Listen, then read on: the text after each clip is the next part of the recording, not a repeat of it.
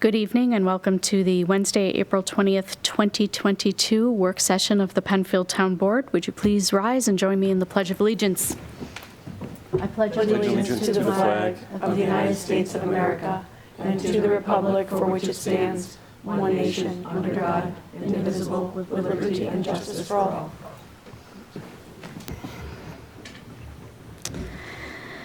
Thank you very much. I just want to note for the roll that all board members are present except Councilperson Lee. We also have our Deputy Town Clerk, Ms. Scheit, and our Director of Plan Engineering, Mark Valentine, Director of Developmental Services, Carrie Ivers, and Director of Planning and Engineering. Very good. Also in the audience is Mr. Bojanowski, who will be here for one of the action items. So thank you very much. All right.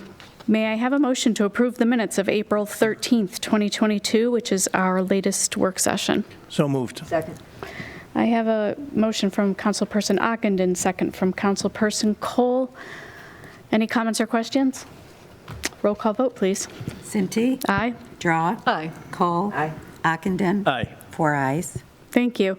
Our monthly reports are not due until the beginning of May, so we will have a status update on the May 11th work session meeting. We also do not have any public hearings this evening, so we'll move right into our action items. First action item, 2146 Fairport 9 Mile Point Road. Okay, so the two items that we need to discuss, one relates to the as-built of the building, which did open on Monday this week. But we do want to chat with you about two things that would need just sort of formal recognition or acknowledgement from the town board, and then one decision related to signage. So the building, and I'll open up an as-built, you're going to see, and I'll scroll in here. Forgive me. At least in theory, I'll scroll in here. And I'm scrolling in also so you can see the measurement of the setback to the front of the front portion of the building closest to the corridor. And you'll see that it's noted at 79.4. I'm going to minimize that for a moment so that I can show you the original approved plan. And I'll modify the rotation so that you can have a similar view, and we'll scroll back in there. Now it's a little bit, this is an as-built drawing, so it's a little bit more detailed, but you'll note that the setback, forgive me, that was the as-built that we just saw. The original site plan showed to the front building line, is it 81.4? And Mark might have more background. This building predates my time here, but my understanding is that there might have been a minor change to the front facade of the building, and that as a result, that bump out that currently is on the existing building doesn't match the setback. A couple of notes. One is that the buildings that, and you'll see it in this one image, it's not any more forward to the road than buildings that neighbor it. It's a difference of about a foot or two, maybe? It's, well, the front setback is 80 feet. So in that zoned area, it's 80-foot front setback. The building is at 79.4, or 79.2, so it's 0.8 closer to the road than what meets setback in this area. As Carrie had shared, you can see the building to the west. We call it the Mose building. This board granted a front setback variance, I believe, at 50 feet for that building. So as you shared, it's not closer to the road than any other one in the area, but they are within or closer to the road than the front setback allows. So they need to seek approval from this board that, the building was slightly off. They captured it in the as-built, so the building is up. It is now there and functional, but as part of that closeout, the surveyors did identify that, and there's a bump out in the front, and I don't know if Carrie has I'll go back to that, yep. Architectural views, so it's not all of the building. There's an architectural column element that the board approved as part of the original piece. That element is the portion that's slightly into that setback. So in order to, handle things properly. It does need to come back to this board. It does need to be addressed that it does slightly exceed, what the allowable setback is for that area. And in order for there to be sort of a whole record, so that in the future, in 10 or 20 years from now, that the record file for this project reflects that the town board is aware of this discrepancy, acknowledges it, and if the board is inclined to not have them move the building, that they would acknowledge that it is encroaching into the setback, but we could do that via memo. If this town board wants to advise me to do that, I would make a memo to both, engineering department and the building department for the record. And then Mr. Bogajewski is the engineer of record for the project, so he's here tonight if the board had questions on how or what or needed further information or clarification on that element. Does anyone have any questions? I do. Would you just go back to Carrie, when you go down to Route 250 so you can see it from the whole piece? It's closer to the setback you're talking, it's closer to the Route 250. It's Yes. 0.8 of a foot closer to 250 than what meets the zoning for the area. Right. But as I said, the building directly to the south is the Mo's. That building is at 50 feet 50, from the right. right-of-way. So that was, as part of their negotiations through the board's approval process, they negotiated a 50-foot front setback. This one, they didn't ask for relief from that. They didn't ask for a lesser setback. Had planned to be within the 80-foot front setback, and during construction, it was slightly off. Can you do that? Engineering is so precise, right?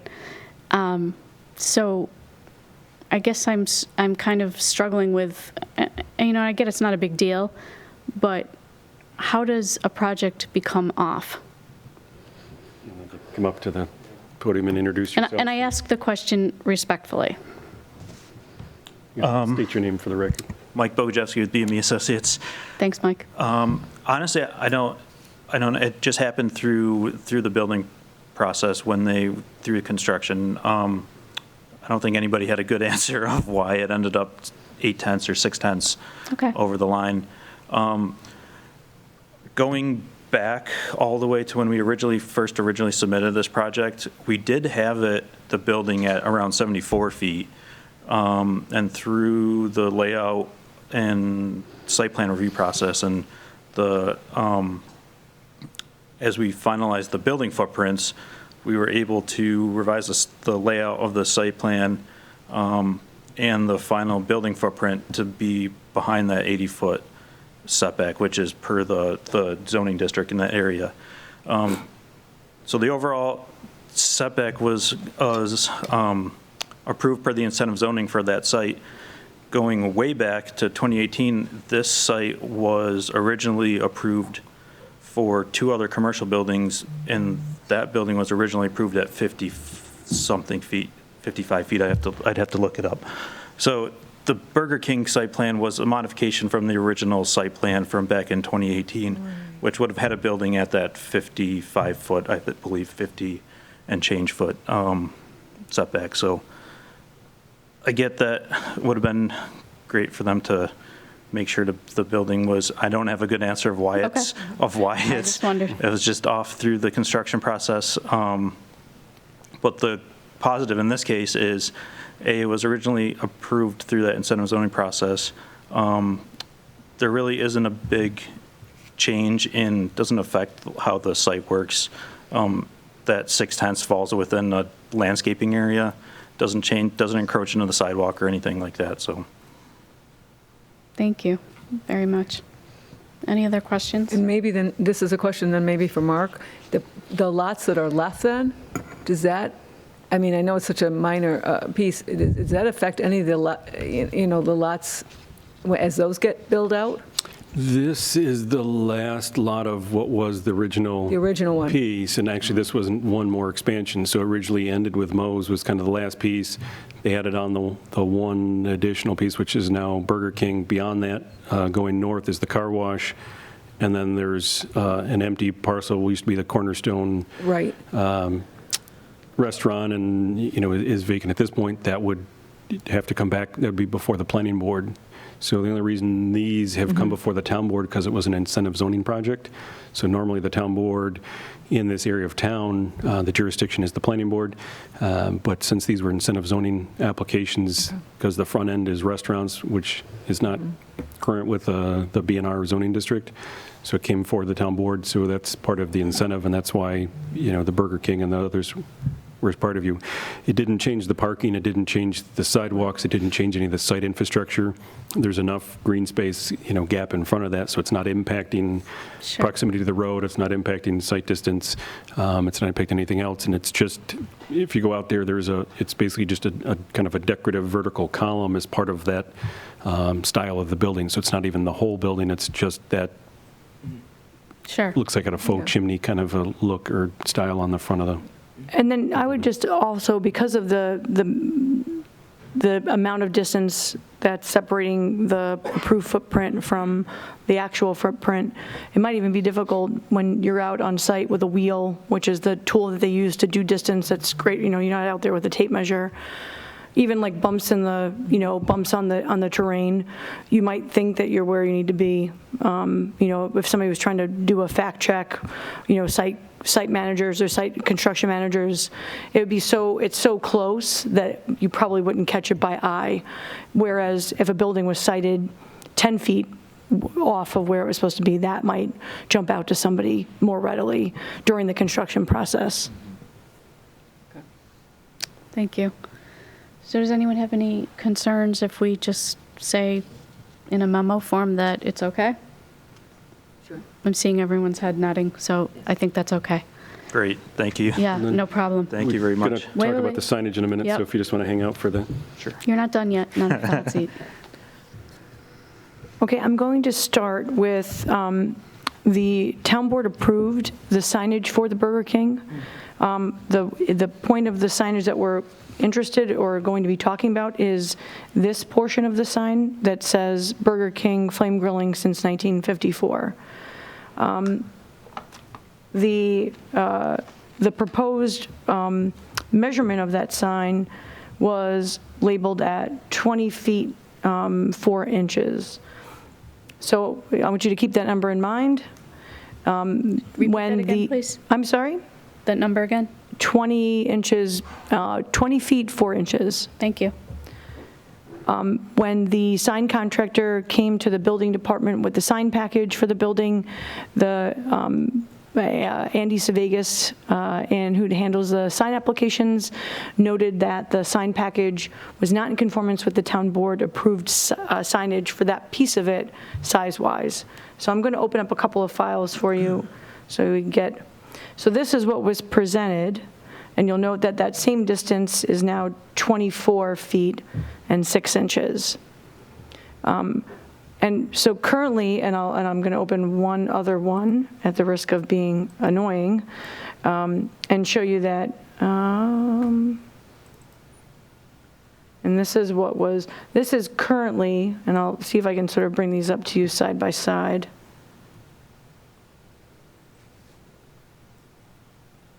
No, we'll just, oh, that's not going to work.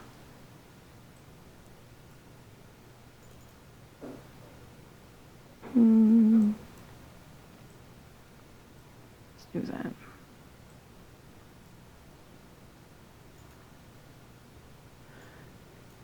So currently, this flame grilling piece is the only part that's installed on the building because it conforms and is less than the allotted signage space on the building. So the question before the board is, do you want to allow the larger sign to be completed so that it says the flame grilling since 1954 along the sign, or would you prefer that they keep it as is, which is within the 20 feet, give or take, of space that was allotted for that piece of signage? So up top is what's currently on the building. What's being requested would, if you allowed them to have the originally approved language of the sign, they needed to be a little bit bigger, just because from a construction standpoint, it would not fit dimensionally.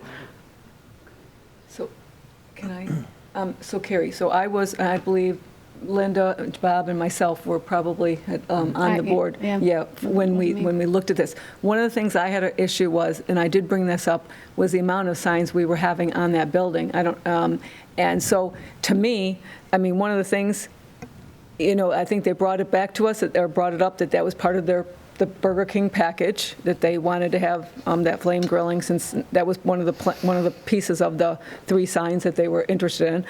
But as far as how, the size of it, I mean, we went up and down that road too. I don't think that there was an issue with clearance or anything, that people couldn't see it. I mean, to me, to go from 20 to 24 is quite a bit larger, a fourth, as large. I don't know how.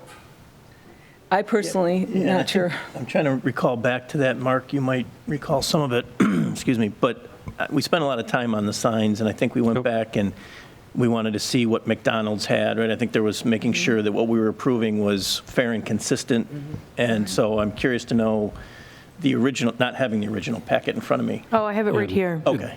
Yeah, Carrie has, and that's Jim Costello's notes. He kind of went through. Okay. So they came in and said, here's all the stuff we want. I think the board said, we'll give you 2 or 3, you pick which one. So they, he crossed out, they were taking out with the Burger King on the side of the building. This was The removed. flame grilling they wanted to keep, but, at that 20-foot dimension. So the since 1954 was part of the original approval packet. It was, Yes. but not at that size. But not at that size. So this flame grilling appears now as part of what's there? The flame grilling is on the sign. It's currently mounted on the side of the building. They allowed that because it didn't exceed longer in length than what the town board approved, and it was consistent with the language that was on the approved signage. They did not put up the since 1954 piece of it yet, if they wanted to see if town board would approve or allow them to do that. This is really the place where you get to decide, do they get to have the rest of the sign, or do they keep it as is because of the change in size? I personally feel like, I think the board, I was at that meeting, they were pretty clear about what they wanted, and I'm really not inclined to grant a 4-foot, I mean, that's significant.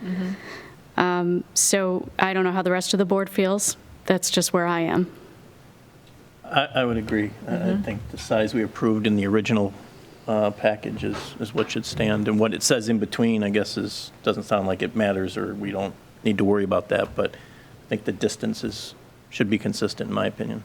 Exactly. And I would agree, concur, and, they've got 2 Burger King signs. I mean, there's a large Burger King sign that was up there today, the small one, and the flame grilling. I mean, when you go up and look at quite a few other properties, businesses, they don't have as much signage as that, some of them. So I think it's very fair that what we all agreed to. In the first place, yeah. Right. So, Okay, so what I'll do is I'll prepare a memo it'll just be an email internally to the building department, letting them know that the signage on the building as is can't be altered unless it can conform to the 20-foot distance. Right, and I do want to be clear and consistent. When the board approves something, it stands. It's not, well, maybe a couple extra feet. You know what I mean? It's not kind of do it and seek forgiveness later. I think that we have to hold ourselves. Well, thankfully, in this case, they didn't build the entire sign. They Right. knew that was going to be a potential issue, and so they're not in the position of having to take down the sign. They only installed the piece they knew could conform. Right, but we had some issues with this whole Burger King application, it hasn't, Right. it's just one more thing, this better be the last, because it's kind of crazy. Well- We do decide on something, and then they keep wanting to change it, and back and forth, and no. Like our supervisor said, we should stand by what we approved. Absolutely. I'll let the applicant and their agent know as well, and I'll advise them of the town board's decision. thank you. Sorry, Mike. Understand. Thank you very much. Okay. Action item B, follow up on the rezoning applications for Northrup and Fairport 9 Mile Point Road. Mr. Valentine and Ms. Ivers.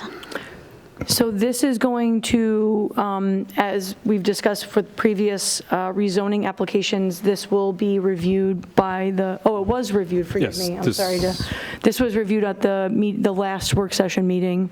Yep. Planning Board has recommended in favor of both rezonings for the Northrup Road rezoning request for 1234, 1250 and 1258, as well as the Vendel property at 1271 Fairport 9 Mile Point Road. So the Planning Board approval or concurrence with the Town Board has been received. I will have formal memos from the Planning Board to circulate to the Town Board and put in the file. Wanted to talk to you about whether or not you want me to prepare resolutions approving the rezoning. Any comments from the board? I think so. I think we should. I agree. We kept that meeting open. Did we hear any more comments or This wasn't the concerns? hearing we kept open, that Oh. was Wilbur Tract. I'm sorry. So that's okay, Yeah. but we did not receive anything else. Okay. No. I mean, with everyone, with the vetting process, I feel like, we can go forward. I feel like preparing a motion to approve would be appropriate right now. Agreed. Okay. All right, so then could I have a motion to prepare a resolution approving the rezoning application for Northrup and Fairport 9 Mile Point Road? I'll move that. We approve, make a resolution to approve the rezoning of those properties. Second.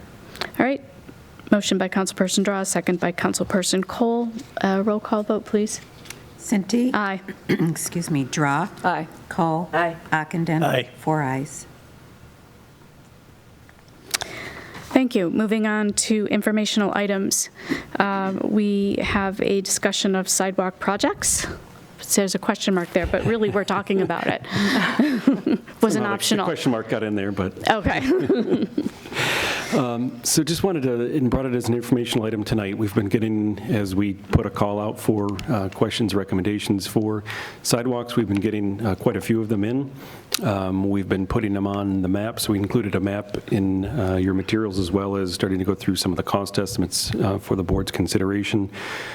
Knowing that a few neighbors are working on petitions, wanted to put it out there this evening, and I believe we'll put it out on social media and the website as well, looking to have those petitions in by May 11th. So we need to receive all the petitions by May 11th for the board, and then at that time, we have time to map it, we can look and do the estimates for it, and then, so it's a little hard to see on the screen here right now, but we're generating a map that the red lines show existing sidewalks, excuse me, the purplish lines are showing the requested locations, so and looking possibly at the May 25th work session with the board, so if we've got all the petitions in by May 11th, May 25th, we'll have all maps prepared, we'll have estimates for the board, and then can sit and talk about what you're looking for, what we'd like us to proceed on this year. So we'll have to look at the budget, we'll have to look at, the requests. Obviously, we have many more requests than we ever could